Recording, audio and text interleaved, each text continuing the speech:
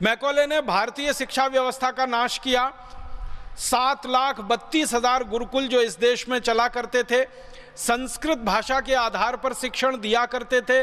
97% हमारे देश में साक्षरता हुआ करती थी उन गुरुकुलों की मदद से। इंजीनियरिंग पढ़ाई जाती थी, मेडिकल पढ़ाया जाता था, मैनेजमेंट पढ़ाया जाता था, धातु शास्त्र पढ़ाया जाता था, चिकित्सा शास्त्र होता था, सर्जरी पढ़ाई जाती थी। ऐसे 18 उच्च शिक्षा के विषय हुआ करते थे। इन सब विषयों में पारंगत देश भारत को मैकॉले के एक कानून ने खत्म कर दिया जिसका नाम था इंडियन एजुकेशन एक्ट। उस कानून के आधार पर संस्कृत को उन्होंने प्रतिबंध लगा दिया और संस्कृत के आधार पर पढ़ाने वाले गुरुकुलों को प्रतिबंध लगा दिया। गुरुकुलों के आचार्यों को जिंदा जला दिया, उनके घरों में उनके घरों के साथ जला दिया, हाथ पैर उनके काटे, उंगलियां काटी, भयंकर अत्याचार करके गुरुकुल बंद किए गए। आज़ादी के बाद क्या होना चाहिए था? जो कुछ मैकॉले ने किया उसका उल्टा करना चाहिए था भारत सरकार को। अंग्रेजी खत्म होनी चाहिए थी, अंग्रेजों के बनाए गए कॉन्वेंट स्कूल और पब्लिक स्कूल बंद होने चाहिए थे, और जो गुरुकुल कभी चला करते थे इस देश में, जिनके आधार पर 97% साक्षरता थी पूरे देश में, उनको पुनर्जीवित करना चाहिए था। लेकिन भारत सरकार ने ऐसा कुछ नहीं किया।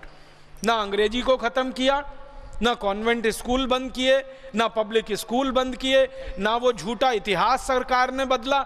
मुझे तो बहुत दुख होता है ये कहते हुए कि भारत के इतिहास की पुस्तकों में महाराजा रणजीत सिंह को डाकू कहा गया।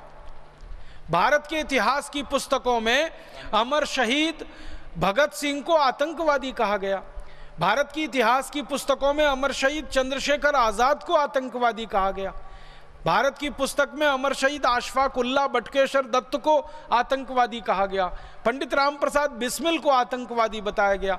अंग्रेजों के लिए ये सब क्रांतिकारी नहीं थे, अंग्रेजों के लिए तो ये आतंकवादी थे, लेकिन भारत के लोगों के लिए तो ये क्रांति मूर्ति थे, क्रांतिकारी थे, वीर पुरुष थे, साहसी पुरुष थे, जिन्होंने हमारी आज़ादी का रास्ता हमको दिखाया।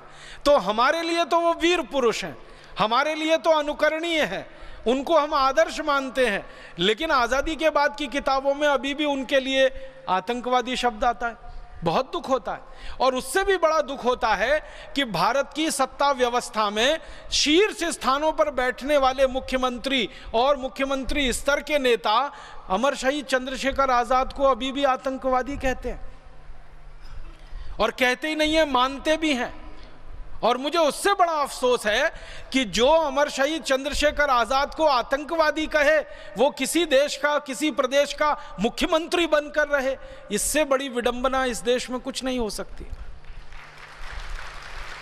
हमें तो ये होना चाहिए कि अमर शहीद चंद्रशेखर आजाद को आतंकवादी कहने वाले का हर तरह से नामो निशान मिट जाए, ऐसा इस देश में प्रयास होना चाहिए, ऐसा अभियान चलना चाहिए, बनिस्बत इसके कि अमर शहीद चंद्रशेखर आजाद को आतंकवादी कहकर गाली देने वाला मुख्यमंत्री बन जाए किसी राज्य का, और मुख्यमंत्री बनकर लूट करे पूरे राज्य के संसाधनों की।